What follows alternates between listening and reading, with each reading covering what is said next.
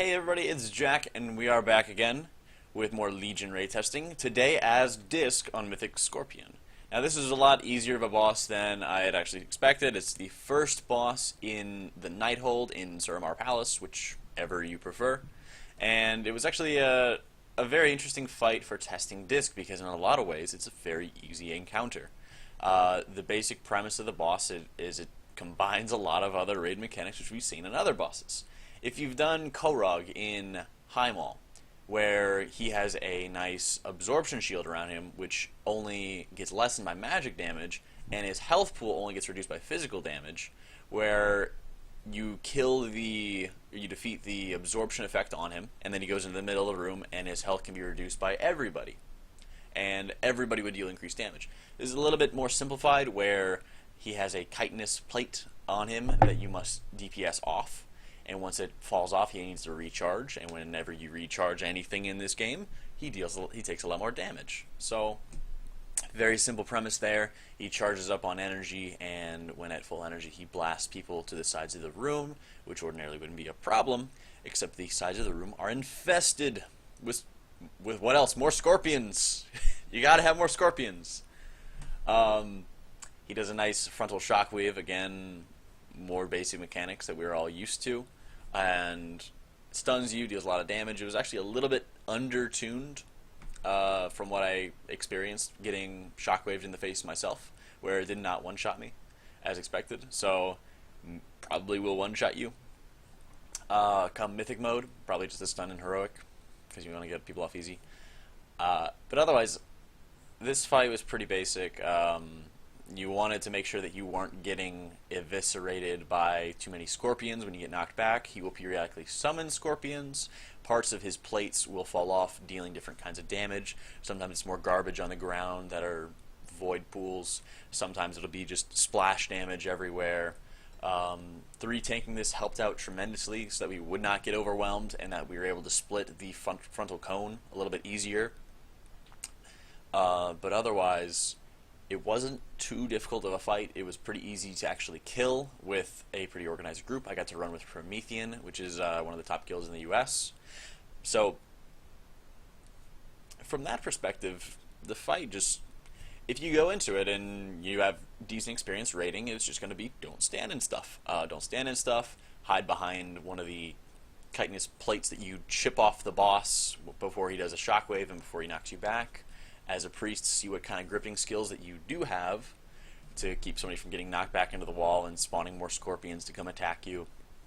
It's a very good boss if you are a resource-based class and you don't care about trinket procs, which you probably won't at the beginning of the expansion because the trinkets will very likely be garbage, where you could just spawn some little scorpions before the pull to build up some DPS. I'm sure Kira from Warcraft Logs, the owner of Warcraft Logs, is going to be hating this fight for how many people are going to be cheesing on it when this is on farm mode, because you could spawn a lot of scorpions, as you will see. So, the big thing I wanted to talk about, though, was this gameplay, because I haven't really played a lot. As you guys know, I've played quite a bit of it in dungeons, and I've made a lot of videos about dungeons, and not really much has changed for that. Where they've changed a couple spells here and there, sure, but overall what you will do in a dungeon come Legion is not going to change very much. So, when you're looking at raids, though, I haven't really done much as Disc, and this is a good opportunity for me, and they unlocked all the artifact traits, so I was just like, fuck yeah, let's do it. So, for Disc, it's actually a bit more punishing, or at least that was the first impression that I received, was that it's a far cry from dungeon healing, where you're able to blanket, just about everybody in between pulls of trash. You're able to deal a lot of damage. You're able to feel like you have a really big impact. It's tremendous. And while you do have a very big impact in the damage that you do in a raid environment, oftentimes you're doing as much or more than tanks, it doesn't feel like you have that healing aspect. Now, to me, when I was doing this, I was thinking, I feel more like a DPS that can heal rather than a healer that can DPS. And what I mean by that is that there's very few instances where I feel like I am healing and I'm doing non-damaging abilities, whereas I'm spending so much time DPSing. And maybe I guess you could say it was a little bit similar with Disc in Mists of Pandaria, but at least you had breakaway spells where you were encouraged to not atone for a few seconds here and there, which was more in the lines of Spirit Shell, where you were taking extra time to blanket the raid and absorbs and heal, rather than actually damaging 24/7. So I guess you could say it does feel pretty similar, but a little bit different than Mists of Pandaria. And when they introduced the component where you would be directing who gets healing, it made me think that, oh, I'm going to spend a lot more time actually healing rather than just damaging. But in retrospect, you have two options, really, for how you want to heal as Disc. You have the, I'm going to do a shit ton of damage, and maybe just atone on the tanks, and like one priority target if it's absolutely necessary, but probably just powered shield on cooldown, while keeping all my other damaging spells, and there's a plethora of damage dealing spells that have cooldowns to them. Schism, Penance, Purge the Wicked. It's crazy, you know, while spamming Smite as much as possible. Whereas you could also take the time to, and I think a lot more people are doing this, damaging a little bit or enough, but also spending a little bit more time having a fair amount of atones on everybody. Like 4 to 6 is usually what I've been seeing from different logs. And that'll probably be what most discs are doing. But even if you're just using your atonement as a bastardized double beacon from Paladins, which in many cases it can be, you still do insane tank healing, especially when you have Resto Druids. Or, Guardian Druids, sorry. Guardian Druids take phenomenal amounts of healing. They take so much increased healing. It's a Holy Paladin's dream to just throw a beacon on a Guardian and then just go ham. It's ridiculous. So, if you have one and you have a Holy Pally and you wonder why he's doing so well, that would be it. That would be it.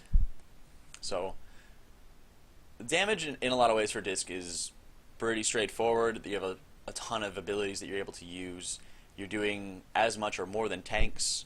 Now the big question I think a lot of people are asking though is how much healing is Disc going to do, and how much does that put them in a viable standpoint? You know, I've kind of held off on ranking how healers are at the moment, because it's not only about seeing what's in their toolkit, it's also about seeing how much that matters, right? For instance, Resto Shaman was very, very good, is very, very good in HFC. And in the early days of progression. It matters less now because there's increased gear levels, there's the item level upgrades, so your effective health is all much higher. But before, it mattered a lot because there's a lot of abilities where you would have maybe a second or two to top everybody off or equalize everybody's health before you died. And one of the big penchants of this is that you had so many scenarios in which everybody was stacked up.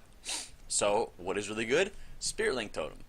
And Disc, Paladin, Resto Shaman was very common through the majority of HFC progression before item level upgrades, because it was such a good comp for absorbs, tank healing, and utility. So all of those put together was like, okay, these are the 3 healers you're going to bring, or would prefer to bring to most encounters. Now you can bring one other healer, whoever it is, you know. Lucky to that person that they're allowed to come along. With healer balance right now, I see Disc as probably being the one mandatory, and I would think they would be the only mandatory so far after what I've seen. Mainly because of the fact that, sure, they have absorbs, which is desirable, but it's not to the extent that a lot of people would want, but also because of the fact that the damage that they bring is so good, and a lot of the fights are so beneficial to the damage that you deal. Now, Croesus, which is going to be in an upcoming video, is just a hard enrage boss fight. It's like Butcher from Heimdall, where the mechanics are pretty easy. Anybody can do the mechanics, but you must kill the boss by this point or you die. Plain and simple. The Skorpyon, this boss itself, has a phase where you're taking extra, or the boss is taking extra damage. While that won't translate into extra atonement healing, because they've already talked about that, I won't do that. but just dealing more damage, boss dies faster, you have less of those phases, done, moving on, you know? And you have to deal with a lot less garbage that can kill you. So, in situations where it wouldn't matter, however, Manoroth was a little bit of a hit or miss fight for a lot of ways, where sometimes, and actually, you know, nowadays in HFC, extra damage doesn't always help you more. In fact, it can really hurt you because you're pushing at wrong times, or you need to push at very specific points for the damage that you have in the raid. So, if damage doesn't have any extra value to it in the majority of an encounter, and in fact it can actually be a detriment, then you don't need a Disc Priest, or you don't need a damage-dealing healer. You know, it would have no impact. What I'm seeing so far these fights is that you're not having as many of those, or you're having fights that'll phase eventually, you don't need to push faster, you don't get any extra benefit, but then you also have to weigh it against, well, how much healing is Disc doing? Because if Disc is doing the same healing as another healer, then you'd only not bring a Disc when extra damage was a detriment, which is very few and far between. You know, but what we're seeing now is that Disc has a little bit less, and maybe that's a skill cap thing. Maybe it's a tuning thing which is in the process, because we are still in alpha, as you know. But maybe it'll be more along the lines that Disc will be dealing 10% less, 20% less than the average healer, and that was a little bit of what I was seeing personally, where I'd have some fights where I'd be really up there, you know, but I was scraping the surface of where the other healers were, or I was just a little bit below, depending on how much damage I was trying to push out, and how effective I was at always using all my buttons on cooldown, you know. So, having that balance between damaging and healing, and having that skill cap of you're only applying atonements when they will absolutely always be effective is very important. So you have to have this balancing act, and you have to work on where your strength lies in an encounter and how useful to your raid you'll be in an encounter. And these are mainly the questions that we're asking ourselves now to determine the value of Discipline and Legion. So generally what happens when everybody looks at balance is they'll look at like the top 5 guilds and they'll say, oh, what comps did they run? That's healer balance. You know, and they're asking themselves that question now. We're asking ourselves that question now because it's just such a big overarching topic that's going on. It's kind of like when you talk about Holy, where the more that mana is needed, the better Holy Priest will be because of Symbol of Hope. You know, so finding that value. And one thing that has a lot of value is the almost double tank cooldown that Discipline brings to the raid. And you'll see it on this fight a lot, where we will get mobbed by Skorpions, and we have, you know, 2 or 3 tanks. Some pulls we had 2, some we had 3, I think. You drop down barrier, they're all taking a lot less damage, and, you know, it's a huge cooldown. Just having a huge cooldown to react in such a big way, especially when tank cooldowns are so rare or so gutted of strength, that it is a huge impact. You know, Pain Suppression again, very big impact, and it leads me again to talking about tank cooldowns in that they're more needed and going to be more and more desired in big ways, you know. When it may be in the fact that if you are playing perfectly well, if there's no problems whatsoever, you won't need them, or they'll be less needed, except for a specific mechanic, which will need a cooldown. But if shit hits the fan, especially in this encounter, for example, where you're spawning extra Skorpions, if shit hits the fan, you want to have a cooldown available.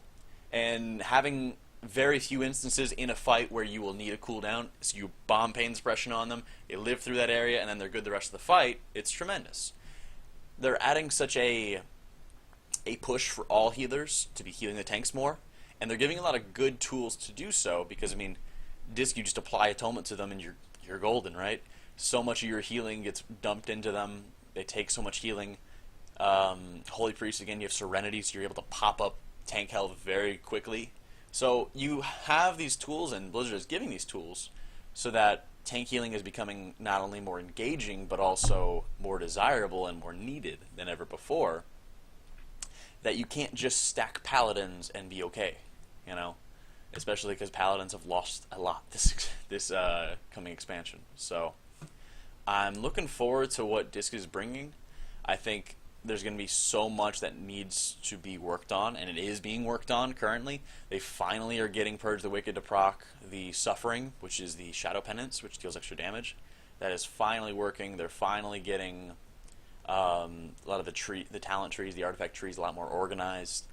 The talents are looking like they're coming together a lot more, even though some of them look really weird of when you're using them. I'm a little sad that Cow is still in the game, but the more that I look at it, or the more that I'll try to use it, it feels like it's a maybe dungeon mechanic. We haven't seen any fights just yet where you need to have Cow, which is a big plus because I think it's a garbage talent and it's very unengaging gameplay. Personally, for me, I know it's the only talent row that Disc has that doesn't have a passive. That all of them are active abilities, and I know that they've talked about how they want to have one passive for at least every tree. So we'll see if that happens or not. For me, I've enjoyed it so far. I would like to see a little bit more emphasis on healing more of the raid and toning down the damage that you're doing so that you become a little bit higher than what a monk is today in terms of HFC, where they can deal a fair amount of healing. You know, they're dealing 40, 50k, something like that, I think, and they're also doing the same amount of damage or same amount of healing as other healers, you know, because they're spending free time damaging, you know. But if you had it where you're doing just a little bit, you know, fair amount of healing and stuff like that, and the transfer rate's very high, the damage is low for Disc come Legion, if it was something along those lines where it's more of a complementary effect rather than a majority of the allure of Discipline, where you have this allure of, like right now in Legion, where you're dealing as much damage as tanks are and doing 90% of what another healer's doing, which is ridiculous. You know, I think those are going to get scaled down and kind of balance the power a little bit. The other concern for me would be how much healing do you do in relation to the damage, but also where is the skill cap? Because as we know, when you can't power a shield, the skill cap just gets through the roof. You know, the skill cap and the skill gap are going to be tremendous. So where do you balance for, you know, newer players? Where do you balance for exceptional players? And if there is a huge gap, which I suspect that there will be, this becomes all the more mandatory because you want to find the best players, and they will stick out so much, which again is a good thing, but also kind of a tough thing because it's going to be mandatory, likely. So for a lot of purposes, if Disc is mandatory, and if we're in that position, and it's the only mandatory healer, I would not cry a single tear. Because it is a huge improvement over having 2 or 3 healers in a lot of situations that we've had in HFC, in Worlds of Draenor in general. So it's progress. You know, it isn't the best thing, but I don't think that Discipline being mandatory is going to hurt other people who also want to play Holy in a lot of ways. I think it'll be okay. I think having a Disc and a Holy will be fine. I think in a lot of situations, when you're not in encounters that have hard enrages or have hard areas that you want to push the boss, it'll be less big of a deal. But we'll see. Let me know what you guys think in the comments, or tweet at me at AutomaticJack. Interested in hearing what you guys have to say. And until then, enjoy, and I'll see you all next time.